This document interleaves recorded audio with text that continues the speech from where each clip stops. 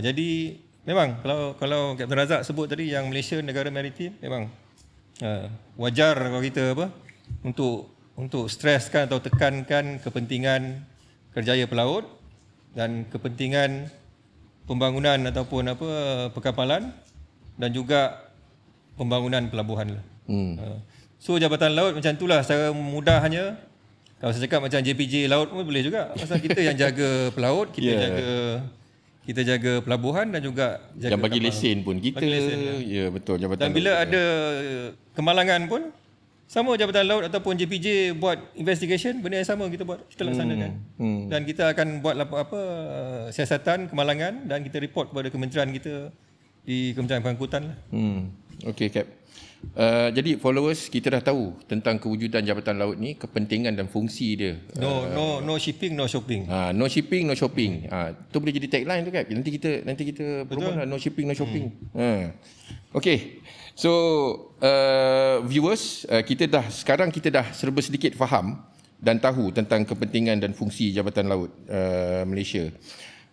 Sekarang daripada fungsi Jabatan Laut, kita nak fokus kepada pembangunan pelaut itu sendiri yang mana ia berkait rapat dengan kerjaya kelautan.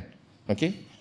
Cap, boleh Cap terangkan bagaimana senario keperluan pelaut Malaysia dalam industri perkapalan ni? Okey, terima kasih Kapten Razak. Itulah bila saya terlibat saya langsung dengan pembangunan pelaut ni, memang saya nampak kerjaya pelaut Ya, betul. wajar dijaga, kena maintain dan kena perkasakan. Bagi saya, selama saya berkhidmat sebagai bidang yang berkaitan dengan kelautan ni, adalah merupakan salah satu cabang lah untuk kerjaya pelaut ni, untuk push kita daripada kampung, macam saya daripada kampung, we want to go global, kita boleh menggunakan laluan kerjaya pelaut. Kerana nak jadi pelaut ni kena ada banyak proses, macam saya tadi, saya belayar selama 12 tahun dan kena ikut order proses daripada belajar and then collect sea time, lepas tu pergi exam and then serve atas kapal.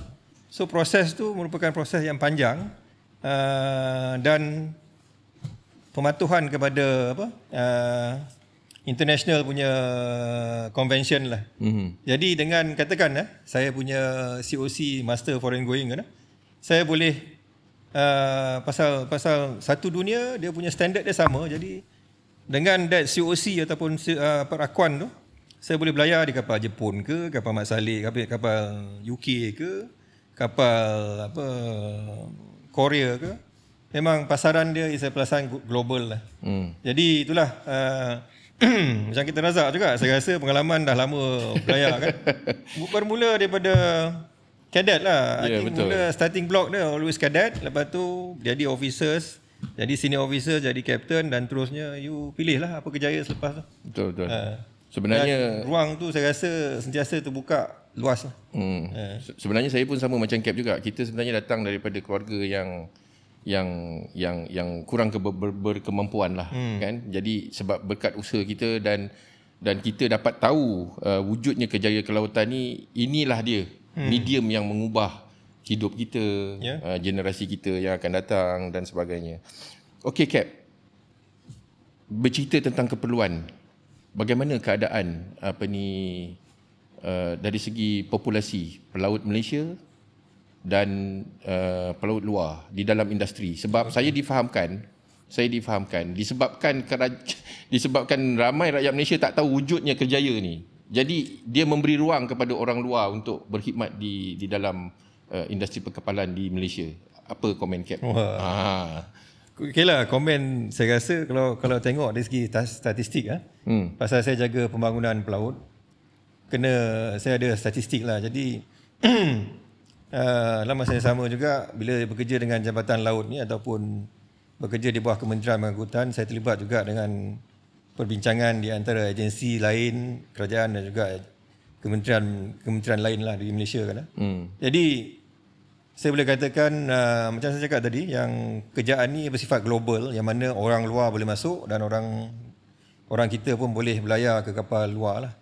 Tapi trend sekarang, kalau saya pegang rekod, memang every year kita perlukan 5,000 pegawai 5,000 pegawai 5,000 pegawai.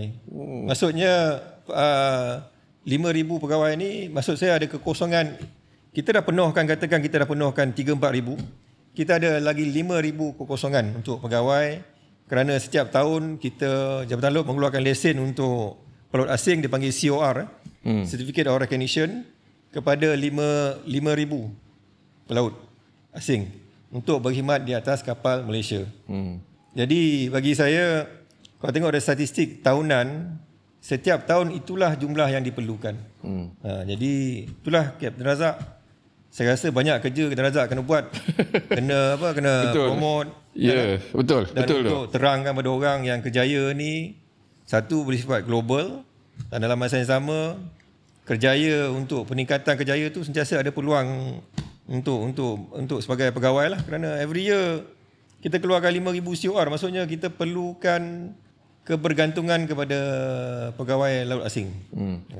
Okey, jadi dari segi statistik bermakna berapa banyak COR yang dikeluarkan oleh Jabatan Laut, maka sebenarnya itulah berapa banyak keperluan yang kita perlukan sebagai rakyat Malaysia untuk memenuhi keperluan negara dalam bidang kelautan. Betul Kap? Betul, itu untuk kegunaan tempatan. Tapi dalam masa sama, kalau kita nak ekspor orang kita atau ekspor pelaut kita, itu saya cakap bagus. Pasal ramai juga yang berkhidmat atas kapal-kapal di Qatar, kan, berkhidmat di kapal kapal-kapal Korea, kan, ramai saya rasa.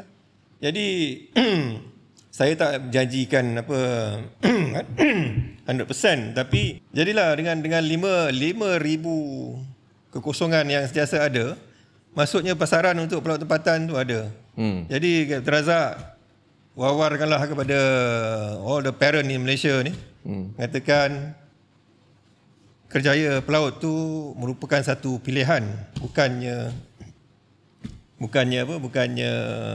secara tak sengaja lah. Actually it's a pilihan. You nak go for a global punya arena, you can choose either aviation or maritime.